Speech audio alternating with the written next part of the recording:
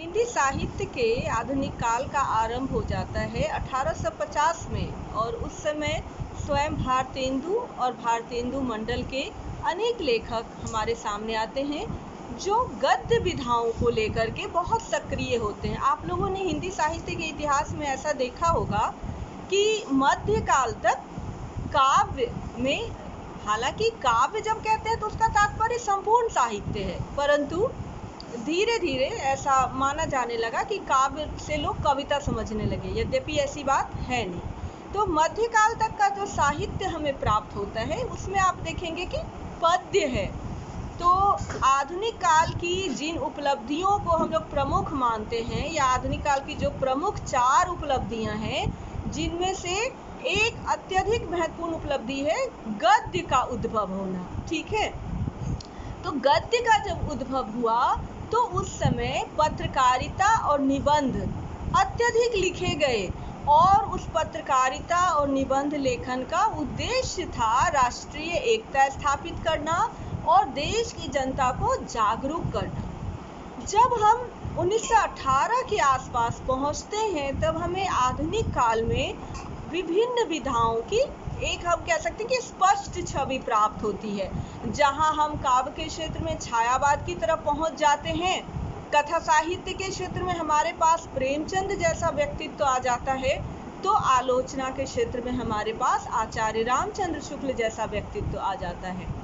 आचार्य रामचंद्र शुक्ल की जब हम बात करते हैं और उनके निबंधों की बात करते हैं, उनकी आलोचना पद्धति की बात करते हैं, तो छात्रों को ऐसा लगता है कि इन्होंने शायद सिर्फ निबंध और आलोचनाएं ही लिखी होंगी,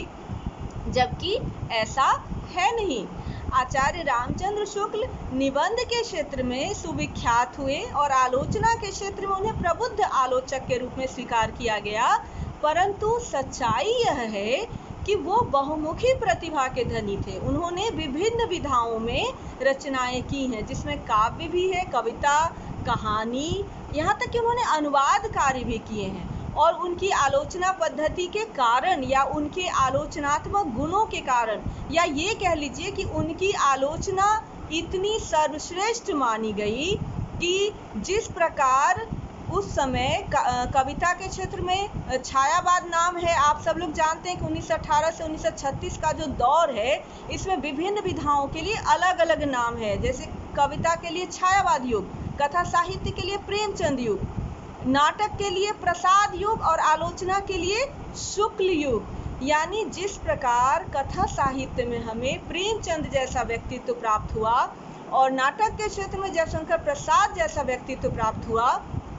उसी प्रकार हमें आलोचना के क्षेत्र में आचार्य रामचंद्र शुक्ल जैसे व्यक्तित्व की प्राप्ति हुई। और आचार्य रामचंद्र शुक्ल के जो निबंध हैं उसमें हम देखते हैं कि विचारात्मक निबंध हैं, सैद्धांतिक निबंध हैं और व्यावहारिक निबंध हैं। 3 प्रकार के निबंध उनके प्रमुख रूप से विद्वानों ने पाए हैं और ऐसा उन्होंने माना है कि ये 3 उनके निबंधों के प्रकार हैं या उनकी आलोचना पद्धति है।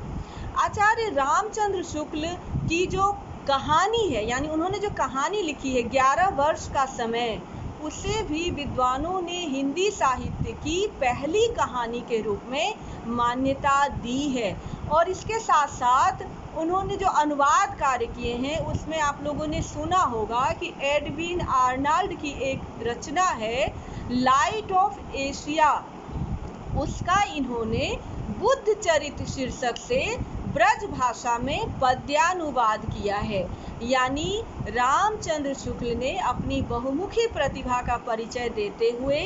कविता, कहानी, अनुवाद, आलोचना, निबंध लेखन सभी क्षेत्रों में कार्य किया है। और इन सब से भी जो विशेष बात है वो ये है कि वो प्राध्यापक थे। 1919 में मदन मोहन मालवीय के आग्रह पर वो पढ़ाना शुरू किए थे। उन्होंने काशी विश्वविद्यालय में अध्यापन का जो कार्यभार था वो लिया था 1919 में मदन मोहन मालवीय जी के आग्रह पर। और आज आप लोग हिंदी साहित्य का इतिहास जो पढ़ते हैं वह उन्होंने मुख्य रूप से छात्रों के लिए लिखा था। अपने छात्रों को पढ़ाने के उद्देश्य से जो उन्होंने यह हिंदी साहित्य का ग्रंथ लिखा, वह हिंदी साहित्य के इतिहास लेखन की परंपरा में मील का पत्थर साबित हुआ, क्योंकि इससे पहले जो इतिहास ग्रंथ लिखे गए थे उनमें उस प्रकार से न तो काल विभाजन था और न ही उस प्रकार से युगीन प्रवृत्तियों का चित्रण किया गया था। यानी इन्होंने काल विभाजन और युगीन प्रवृत्तियों को आधार बना करके हिंदी साहित्य का इतिहास लिखा, और यह हिंदी साहित्य का इतिहास हिंदी साहित्य के इतिहास लेखन की परंपरा में मील का पत्थर साबित हुआ। इससे पहले जो इतिहास ग्रंथ लिखे गए थे वह इतिहास ग्रंथ लेखन की दिशा में एक प्रयास था, परंतु इतना प्रणाली परक नहीं था। यानी इन्होंने प्रणाली परक इतिहास ग्रंथ लिखा। इससे पहले जो इतिहास ग्रंथ थे उसको कवि वृत्त संग्रह के रूप में विद्वानों ने स्वीकार किया है, क्योंकि जब तक इतिहास ग्रंथ में काल विभाजन न हो और युगीन प्रवृत्तियों का मूल्यांकन न हो तब तक इतिहास का संपूर्ण ज्ञान प्राप्त करना कठिन होता है। और इसीलिए आचार्य रामचंद्र शुक्ल के इतिहास ग्रंथ को इतनी मान्यता मिली है, और वहाँ से हमें हिंदी साहित्य के इतिहास लेखन में एक ऐसा आधार ग्रंथ प्राप्त होता है जहाँ से हम हिंदी साहित्य के इतिहास को पूरी तरह से समझ पाते हैं और युगीन प्रवृत्तियों को भी पहचान पाते हैं। यद्यपि इनका जो इतिहास लेखन है ये इनके कह लीजिए कि इनके कार्य का जो महान सागर है, यानी इन्होंने कोई एक काम नहीं किया, इनके कार्यों को एक समुद्र के रूप में हम लोग देख सकते हैं, उसका एक हिस्सा है इतिहास ग्रंथ। क्योंकि इनके निबंधों की बात करें, इनके आलोचना की बात करें तो इन्होंने तुलसी के ऊपर, सूर के ऊपर और जायसी के ऊपर जो इन्होंने आलोचना की है, या तुलसी और सूर के और जायसी के साहित्य का जो इनका अन्वेषण है, इनका जो मूल्यांकन है, वह जो शोध है हम छात्रों के लिए वो अत्यधिक उपयोगी है। किसी भी कवि को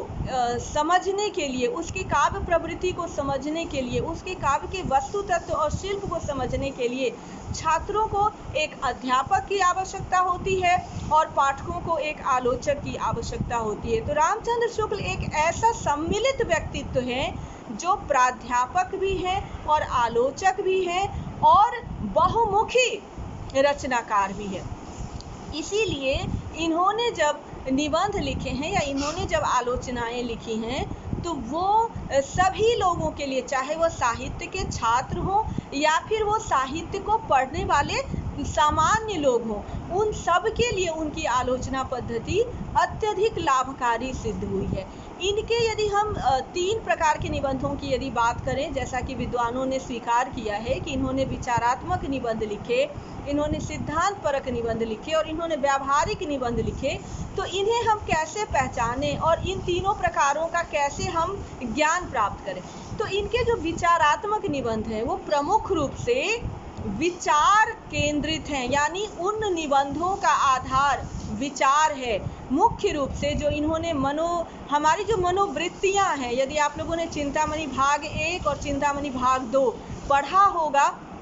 तो आप इसे भली भांति समझ सकते हैं, और यदि आपने नहीं पढ़ा है तो चिंतामणि भाग 1 और भाग 2 आप लोग अवश्य पढ़िए, जिसमें आप देखेंगे कि लोभ और प्रीति, यानी ये लोभ भी एक हमारी मनोवृत्ति है, प्रीति भी एक मनोवृत्ति है। इसी प्रकार से आपको विभिन्न मनोवृत्तियों पर निबंध प्राप्त होंगे। तो हमारे मन की जो वृत्तियां हैं, हमारी मनोवृत्तियां हैं, उन पर निबंध लिखना यानी मनोवैज्ञानिक पक्ष को आलोचना के साथ जोड़ना। और जब मनोवैज्ञानिक पक्ष को इन्होंने आलोचना के साथ जोड़ा है तो निश्चित रूप से वहाँ पर विचार की प्रधानता है। और उन विचारात्मक निबंधों की सबसे बड़ी विशेषता ये है कि गंभीर विषय होने के बावजूद, गंभीर उसमें अध्ययन अनुशीलन होने के बावजूद कहीं भी बोझिलता नहीं है। यानी आचार्य रामचंद्र शुक्ल एक ऐसे आलोचक हैं जो यह जानते हैं कि गंभीर विषय को किस प्रकार सरलता के साथ पाठक के मन मस्तिष्क तक पहुंचाया जा सकता है। तो मुख्य रूप से जो उनके मनोवृत्ति परक जो निबंध हैं, उन निबंधों में विचार की प्रधानता है, परंतु उन विचारों को उन्होंने कहीं भी बोझिल नहीं होने दिया है। उन विचारों को उन्होंने इतने सरल एवं सहज रूप में प्रस्तुत किया है जो पाठक के मन मस्तिष्क में सहजता से ही उतर जाता है और पाठक उसको बहुत आसानी से हृदयंगम कर लेता है। उनके जो सैद्धांतिक निबंध हमें प्राप्त होते हैं उनमें उन्होंने साहित्य शास्त्र के प्रमुख सिद्धांतों को आधुनिकता के साथ, यानी जो हमारी परंपरा है उसको उन्होंने आधुनिक दृष्टि से अन्वेषण किया है और उन साहित्य के शास्त्र संबंधी नियमों का उन्होंने नए रूप में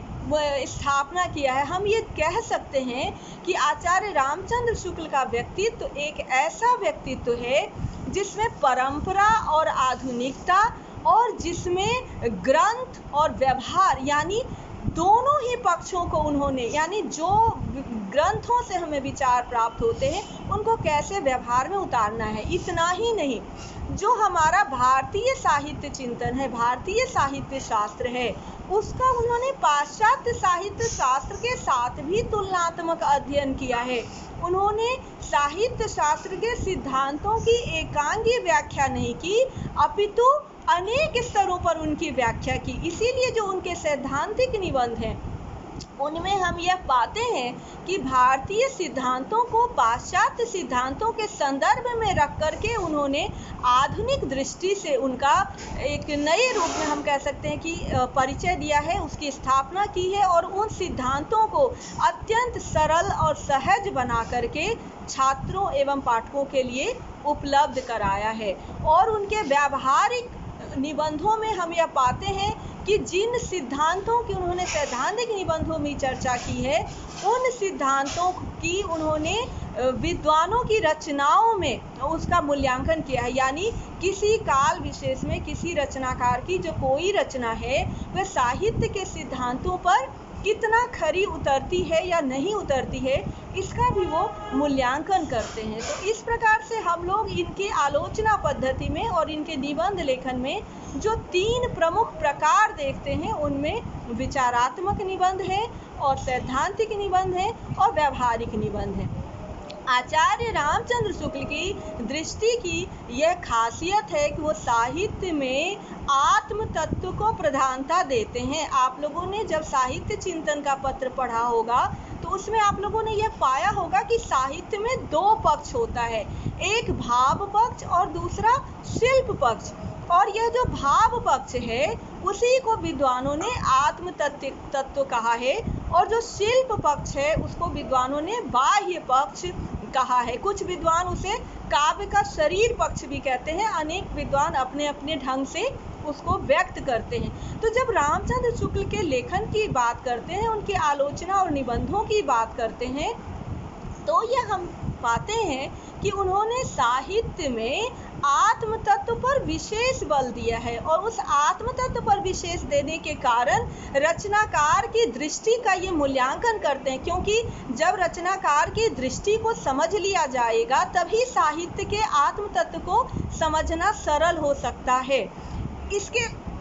साथ साथ उन्होंने जो आत्म तत्व और रचनाकार की दृष्टि और रचना का उद्देश्य, जब किसी भी रचना के आत्म तत्व की बात की जाती है तब आलोचक मुख्य रूप से यह देखता है कि आखिर इस रचना का उद्देश्य क्या है। जैसे रामचरितमानस की बात करें तो आचार्य रामचंद्र शुक्ल कहते हैं कि तुलसीदास के रामचरितमानस का जो उद्देश्य है वो लोक मंगल है, वो लोक मंगल के उद्देश्य से इसकी रचना करते हैं और आगे चलकर यह लोक मंगल एक अवधारणा के रूप में स्थापित होता है और इस अवधारणा को आचार्य रामचंद्र शुक्ल की अवधारणा कहते हैं या आचार्य रामचंद्र शुक्ल की अवधारणा इसे मानते हैं। ऐसे में छात्रों के मन में प्रश्न उठता है कि यदि उन्होंने आत्म तत्व पर बल दिया है तो हो सकता है कि रचना के शिल्प पक्ष की उन्होंने उपेक्षा कर दी होगी, लेकिन ऐसा बिल्कुल भी नहीं है। आचार्य रामचंद्र शुक्ल के यदि हम लेखन की शैली की बात करें तो उनके यहाँ जो भाषा की सरलता और सहजता है वह वैचारिकता के बोझ को हल्का करने में हमारे लिए सहायक सिद्ध होती है। यदि आप लोगों ने कोई तबीयत खराब होने पर कड़वी दवा पी होगी तो आपने देखा होगा कि उसे शहद में मिला करके पिलाया जाता है, या कड़वी कोई दवा होती है तो उसे शहद में लपेट कर खिलाया जाता है। ठीक ऐसा ही व्यवहार आचार्य रामचंद्र शुक्ल करते हैं। बड़े बड़े सिद्धांत, बड़े बड़े विचार, बड़ी बड़ी वस्तुएं जो आम व्यक्ति के लिए सहज ग्राह्य नहीं होता है, उसे वो सरल और सहज भाषा में, यहाँ तक कि बोलचाल की भाषा में प्रस्तुत करते हैं। इतना ही नहीं, उसमें कई बार हास्य भी उत्पन्न करते हैं। यानी यदि आचार्य रामचंद्र शुक्ल के लेखन की बात करें तो वहाँ हमें जितनी ही गंभीरता दिखाई पड़ती है उतनी ही हमें सरलता भी दिखाई पड़ती है। अब लोभ और प्रीति का एक प्रसंग देखिए, जहाँ पर वो कहते हैं कि उसमें एक व्यक्ति कह रहा है कि यहाँ महुए सहुए का नाम मत लीजिए, जिस पर उन्होंने कहा है कि महुए का नाम लेने से बाबू पने को बट्टा लगता है। ये एक उदाहरण है जिससे स्पष्ट होता है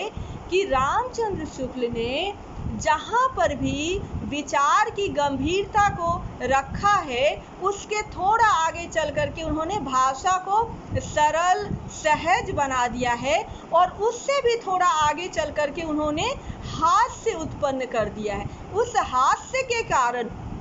पाठक उस वैचारिक बोझिलता से बाहर निकल आता है और उसे वह विषय कठिन प्रतीत नहीं होता है। यानी ऐसे आलोचक जो अध्यापकीय गुणों से युक्त हैं, ऐसे आलोचक रामचंद्र शुक्ल हैं, क्योंकि उन्होंने जब भी आलोचना या निबंध लिखे हैं या इतिहास ग्रंथ लिखा है तो उनका संपूर्ण ध्यान छात्रों की ओर होता है, और यहाँ तक कि उनकी यह जो सरलता है वह पाठकों के लिए भी एक वरदान सिद्ध होती है कि वैचारिकता को, गंभीरता को, गहनता को, कठिनता को वो सरलता और सहजता में बदल देते। अब फिर यहाँ पर छात्रों के मन में प्रश्न उठता है कि यदि उन्होंने हर जगह सरलता ही रखा है तो क्या इनके लेखन में हमें तत्सम या संस्कृत निष्ठ भाषा का प्रयोग नहीं मिलेगा? तो इसका उत्तर है कि उनकी भाषा का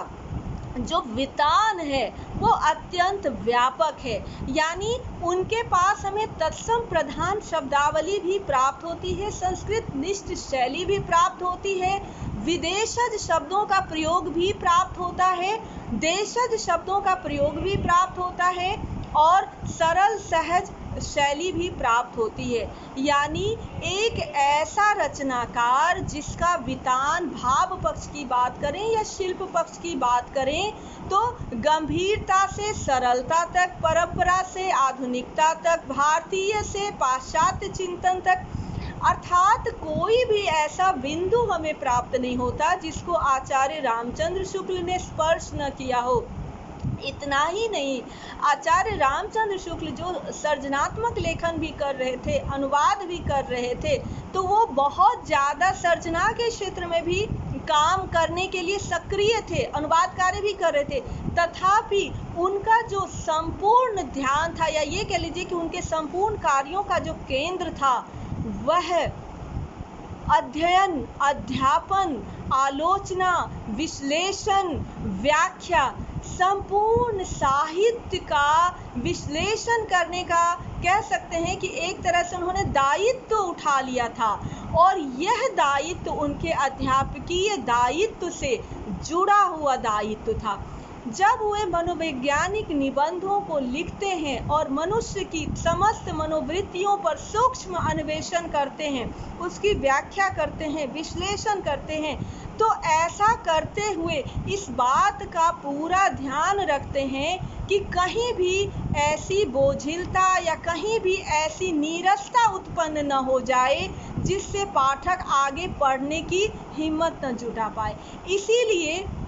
रामचंद्र शुक्ल ने वैचारिकता को अत्यंत सहज रूप में, अत्यंत सहज शैली में, या हम कह सकते हैं कि अपनी भाषाई सौंदर्य के साथ, भाषाई प्रभाव के साथ और अपने सरल स्वभाव के साथ उसे प्रस्तुत करते हैं, जिसके कारण एक छात्र या एक पाठक उन वैचारिकता को भली भांति हृदयंगम कर पाता है और हमारे सामने कोई भी कठिन विषय उनकी भाषा शैली की सरलता और सहजता के साथ इस रूप में उपस्थित होती है जिसे हम बहुत ही आसानी से पढ़ सकते हैं, समझ सकते हैं, हृदयंगम कर सकते हैं। जैसे हम यदि भारतीय साहित्य चिंतन की बात करते हैं और वहाँ पर भरत की बात करें या अभिनव गुप्त की बात करें या मम्मट के सिद्धांतों की बात करें, तो आचार्य रामचंद्र शुक्ल ने भरत और अभिनव गुप्त, मम्मट, इन सब के सिद्धांतों का उन्होंने अध्ययन किया था, गहरा अध्ययन किया था, उसका अनुशीलन किया था, अन्वेषण किया था। दूसरी तरफ आर्नल्ड, अरस्तु, इलियट, इन सब के सिद्धांतों का भी उन्होंने उतना ही गहरा अन्वेषण किया है। जितना भारतीय साहित्य शास्त्र को लेकर चले हैं उतना ही पाश्चात्य साहित्य शास्त्र को लेकर चले हैं। जितना इन्होंने परंपरा को अपने लेखन में स्थान दिया है, अपने चिंतन में स्थान दिया है, उतना ही इन्होंने आधुनिकता को भी अपने लेखन में स्थान दिया है। और इसीलिए विद्वानों ने यह कहा है कि जो रामचंद्र शुक्ल हैं ये एक इहलौकिक आलोचक हैं, यानी ये इसी संसार की बात करते हैं, इसी जगत की बात करते हैं, इसी दुनिया की बात करते हैं। इनके लेखन में यदि आधुनिक दृष्टि प्राप्त होती है, प्रगतिशील दृष्टि प्राप्त होती है और इसी आम जनजीवन की इहलौक की बातें प्राप्त होती है, तो इसका यह तात्पर्य नहीं है कि इन्होंने आध्यात्म को छोड़ दिया या इन्होंने परंपरा को छोड़ दिया। सबका समायोजन करके चलना और सबका समायोजन करके सबके लिए किसी विषय को उपलब्ध करना, आमतौर पर जो गंभीर वैचारिकता के विषय होते हैं वो छात्रों में एक घबराहट का भाव उत्पन्न करते हैं और उसको पढ़ते हुए छात्रों में एक भय की स्थिति उत्पन्न हो जाती है और उन्हें लगता है कि यह विषय वो नहीं पढ़ सकते हैं या नहीं समझ सकते हैं। लेकिन रामचंद्र शुक्ल ने उन सभी विषयों को इतनी सरलता से और आधुनिक दृष्टि से उसको प्रस्तुत किया है जो किसी भी पाठक के लिए सहज ही हृदयंगम करने के योग्य है। आचार्य रामचंद्र शुक्ल अपने निबंधों में, अपने आलोचना में जो तुलसी या सूर या जायसी के साहित्य का जब वह संदर्भ प्रस्तुत करते हैं और उसमें इस लोक की बात करते हैं, उन्होंने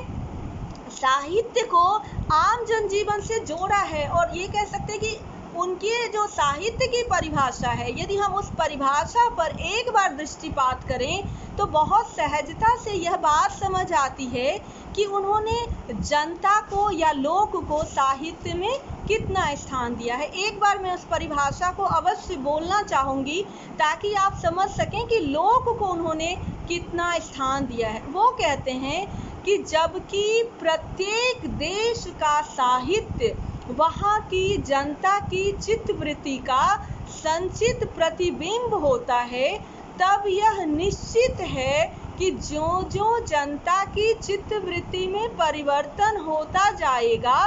साहित्य के स्वरूप में भी परिवर्तन होता चला जाएगा। आदि से अंत तक इन्हीं चित्तवृत्तियों की परंपरा को परखते हुए साहित्य परंपरा के साथ उनका सामंजस्य दिखलाना ही हिंदी साहित्य का इतिहास है। और यह जो उन्होंने साहित्य के इतिहास की परिभाषा दी है, जिसमें वो क्या कह रहे हैं कि जनता की चित्तवृत्ति का संचित प्रतिबिंब होता है, यानी साहित्य कोई ऐसी वस्तु नहीं है जो आकाश से आकर के स्थान ग्रहण कर ले, बल्कि साहित्य क्या है, हमारे समाज की जो जनता है उसी के चित्त वृत्तियों का, उसी के भावों का, उसी की अनुभूतियों का, उसी के हृदय के संवेदनाओं का वह संचित प्रतिबिंब यानी परछाई। यानी रामचंद्र शुक्ल यह स्वीकार करते हैं कि किसी भी समाज या किसी देश की जनता की जो अनुभूतियां हैं, उसके हृदय में जो घनीभूत संवेदनाएं हैं, उन संवेदनाओं की अभिव्यक्ति ही साहित्य है। और ज्यों-ज्यों समाज परिवर्तित होगा, त्यों-त्यों जनता की संवेदना भी परिवर्तित होगी, और ज्यों-ज्यों जनता की संवेदना परिवर्तित होगी, त्यों-त्यों साहित्य का स्वरूप भी परिवर्तित होगा। और इसीलिए साहित्य का इतिहास जब लिखा जाएगा तो आदि से अंत तक उन परंपराओं को परखा जाएगा, यानी आदि से अंत तक उन परंपराओं के परखते हुए साहित्य की परंपरा के साथ उनका सामंजस्य दिखाना ही साहित्य का इतिहास है। तो इस परिभाषा से यह पूर्ण रूप से स्पष्ट हो जाता है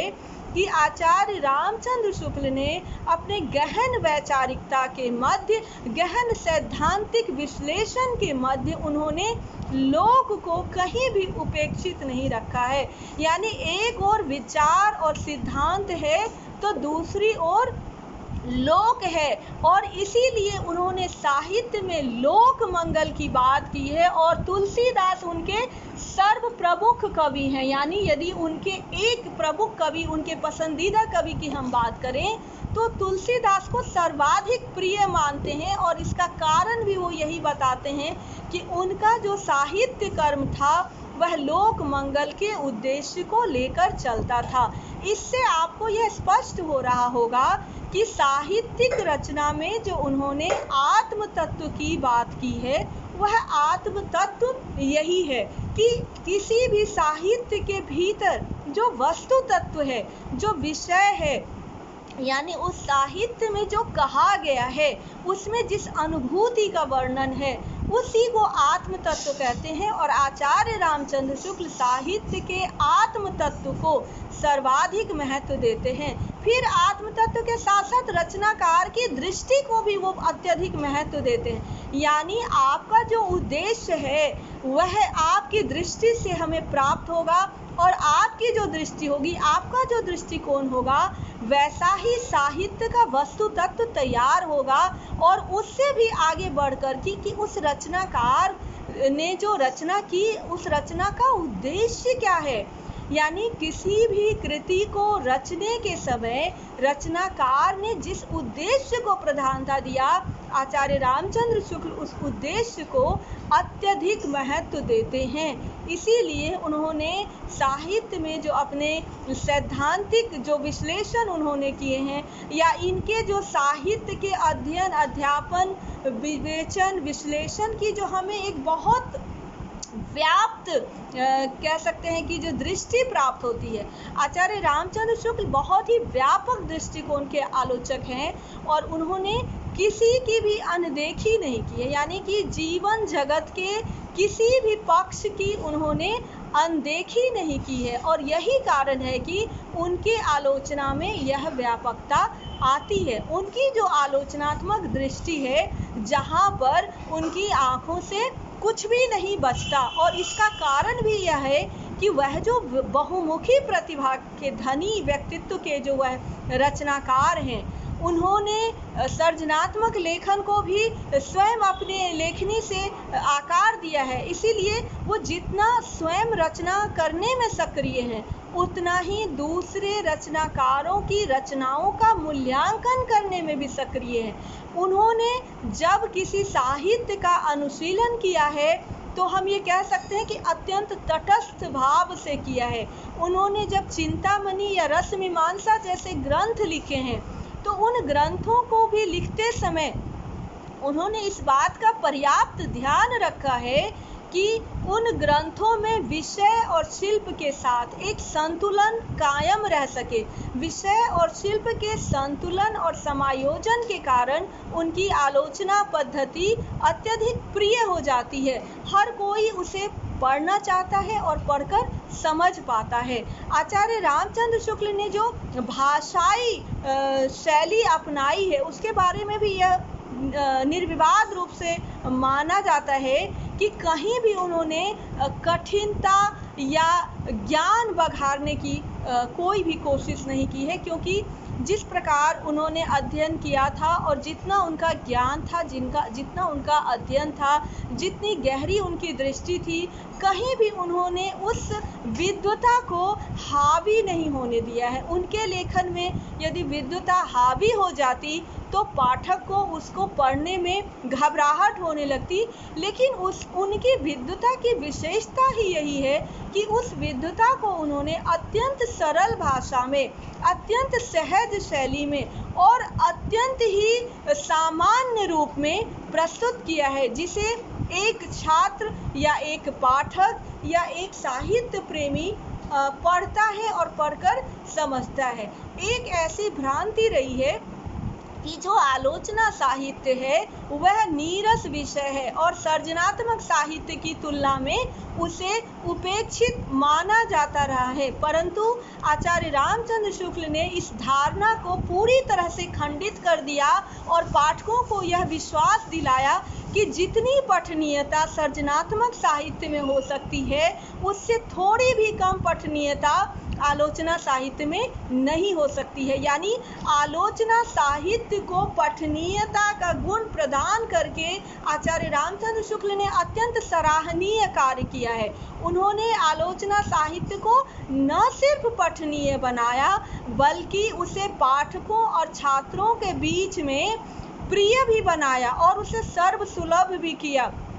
कठिन से कठिन साहित्य को या कठिन से कठिन साहित्यिक सिद्धांत को, फिर चाहे वह भारतीय साहित्य शास्त्र का सिद्धांत हो या पाश्चात्य साहित्य शास्त्र का सिद्धांत हो, उन संपूर्ण सिद्धांतों को आचार्य रामचंद्र शुक्ल सरल और सहज शैली में लेकर के आते हैं और वह छात्रों और पाठकों के लिए सुलभ हो जाता है, सहज हो जाता है, उनके समझने के लिए वह अत्यंत ही